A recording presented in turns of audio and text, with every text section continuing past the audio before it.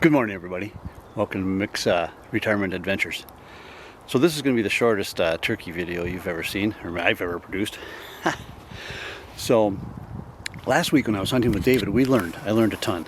Learned a ton of things this year. Dave and I had a gobbler come walking up right beside our tent. It was just to our right. And by the time we saw it, it was too late. That gobbler got away from us. It saw one of us move, myself or David move, and it was gone. And so we readjusted all the flaps in our blind to make it so that wouldn't happen again, and we got it set up perfect. So this morning I go out in my blind. It's pitch black out, pitch black when I got in there.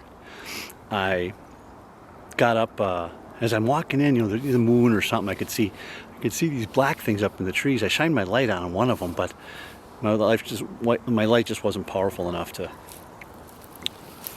determine what it was. So I got in my blind, got everything all set up, still pitch black, man, pitch black. And I heard a gobble right above me, maybe behind me, and they're real close though, real close. And I thought, okay. So I didn't make a call. I did not call once. I had my decoys out there and I watched them, and the wind was turning them just perfect, like they were alive. And I thought, okay, we'll see if he gets that. He gobbled again.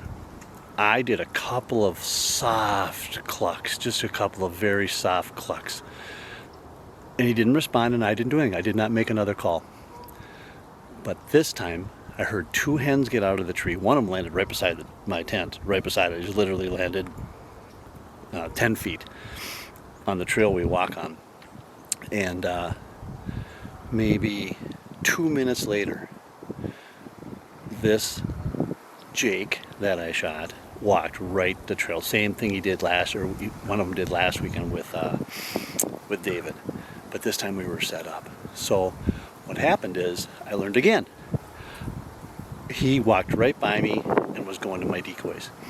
Instead of turning on my Tacticam, I turned on my camera, and I was going to turn my Tacticam on second. So anybody who's out there filming, turn your Tacticam on first, because what happened is when I turn the camera on, it clicks.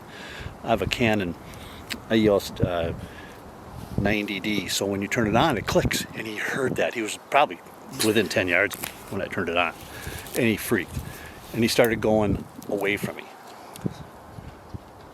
So then I turned and I shot him out the window of a side window out of the blind. You didn't get it on film.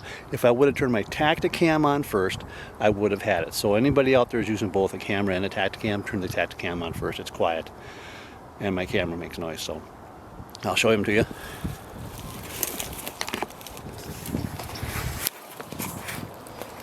All right, just little Jake. There he is. Got his beard right here, little tiny beard. So.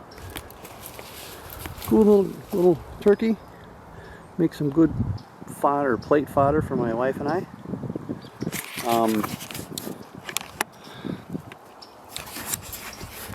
So those of you who self-film, man, my hat's off to you. It's a hard thing to do. It's not the easiest thing in the world to self-film your hunts. Seems like something always can go haywire, unless you're up in a tree and you got a lot of time to adjust to them. But and the reason I shot a Jake, I didn't want to shoot a Jake. But because of our late winter, I am way behind in my wood cutting. I need to get into my woods and cut wood for next year. So I have about 3 cords, and I need at least 3 more, maybe 4 more cords, and I don't have anything, very little cut. So I need to get in my woods and start cutting wood. So I was happy to get this over with. And so I'll show you this. It's going to be short. It's probably shorter than this little intro. So thanks a lot for watching. Appreciate it all. Thank you.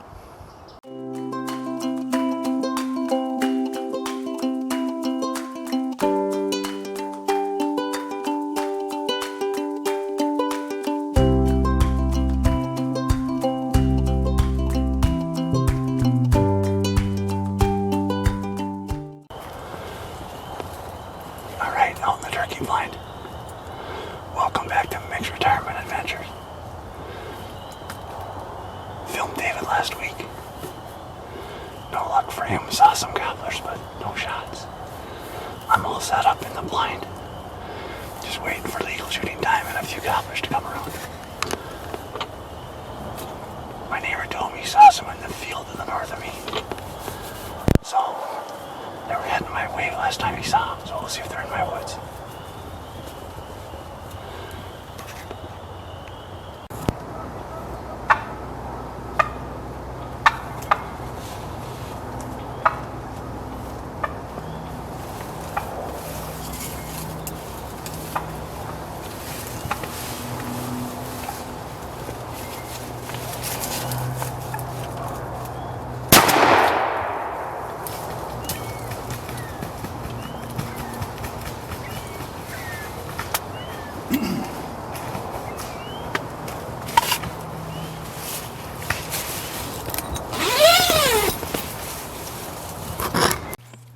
Well, that's the whole adventure.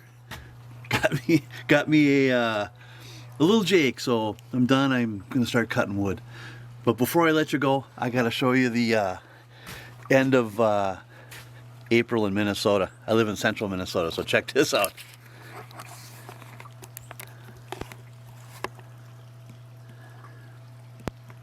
Big white snowflakes. She is snowing, man. It's the end of April. We're less than, I don't know, less than 4 weeks, maybe 3 weeks from opening fishing. And we got snow. Why do we live here? Because we love it. Thanks everyone for watching.